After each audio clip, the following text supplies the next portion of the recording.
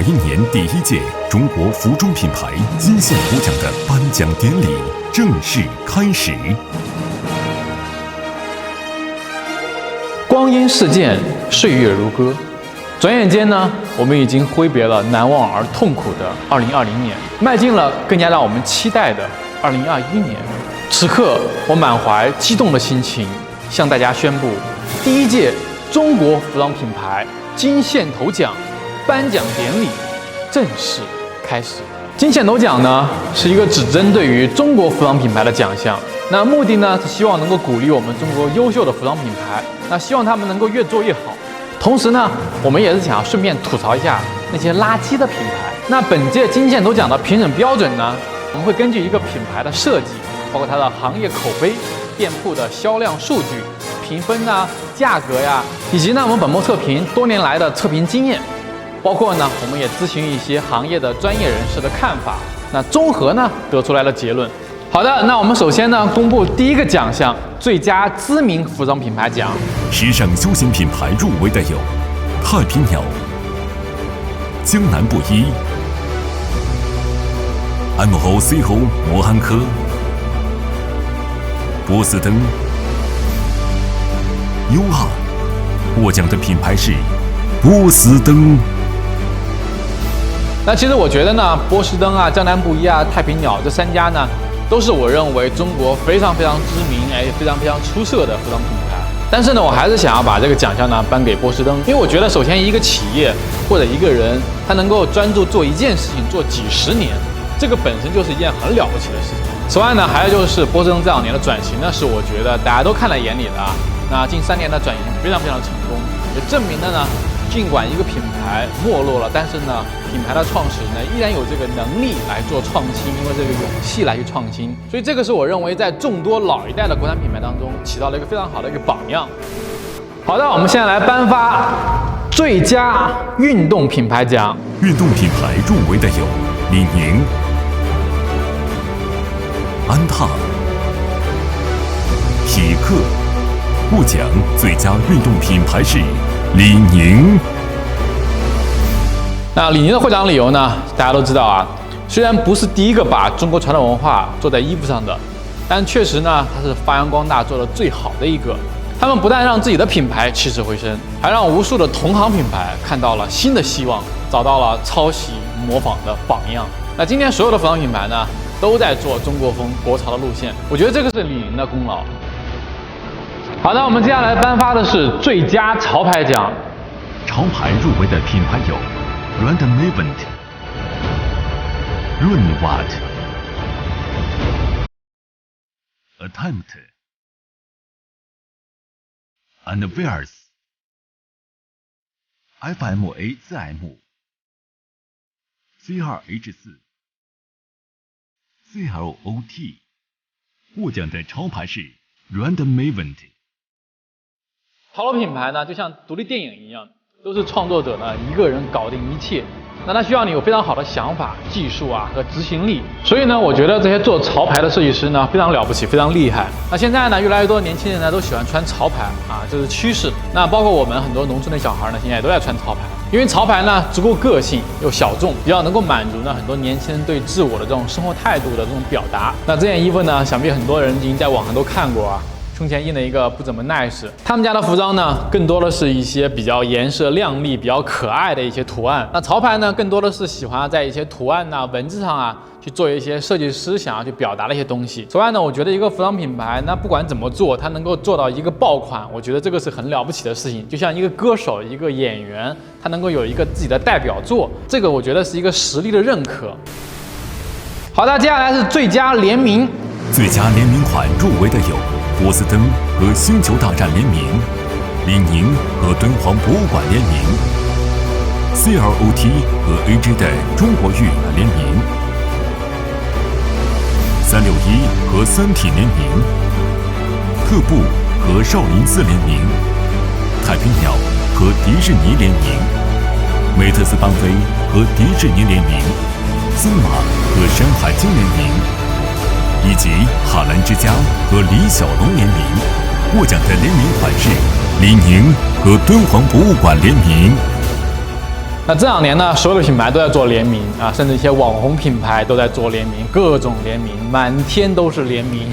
优秀的联名呢，确实为数不多。但是李宁呢和敦煌博物馆这个联名呢，是我觉得今年最好的。尤其呢是这双鞋，敦煌呢我们大家都知道啊，古代的丝绸之路的节点城市，成就了东西方的这个贸易啊，它能够非常代表中国的传统文化。它的衣服的设计呢，用了很多这种丝绸之路啊，或者是敦煌啊，或者是沙漠的一些元素啊。比如这个鞋面呢，它做了一层网面，这个网面里面呢，印花呢是这种敦煌的这个壁画，然后后跟呢又有一块皮革，这个皮革呢上面做的是这个虎的这个纹样。那包括鞋垫呢也很有心思，印了一匹马啊，这个设计呢是非常有意思的，而且非常酷。反正在我心目当中是年度最佳。那么因为我一直在强调，我觉得一个中国品牌，你就应该去把我们传统的一些文化、传统的一些好的东西或者有趣的东西，很好的利用起来。我们这么好的东西，我们5000年的这种文化，不能让它扔在课本里面啊，睡大觉是不是？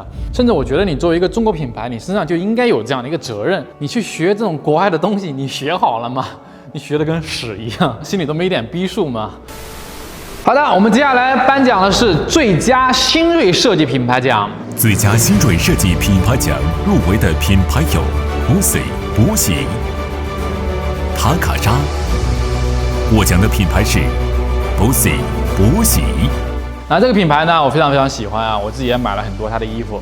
他们品牌呢，算是国内最早一批做这种所谓的无性别的服装，那做得非常成功。所以呢，我认为它是一个接下来很有可能会很火的一个品牌。好，接下来呢要颁发的是最佳中国风品牌奖。中国风品牌入围的有密扇、乌尔乌鸦、花生记、芥末、艺术、云思木想、后续、半仙集。获奖的品牌是密扇。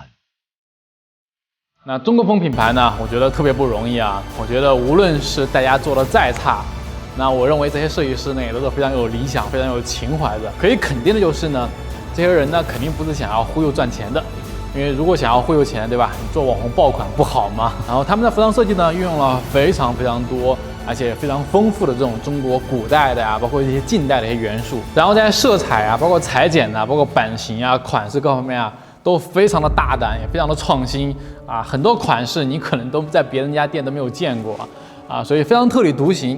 比如这件衣服呢，你看起来可能会有点日式啊，但是真的是我们老祖宗的款式，日本也是学习我们的而已。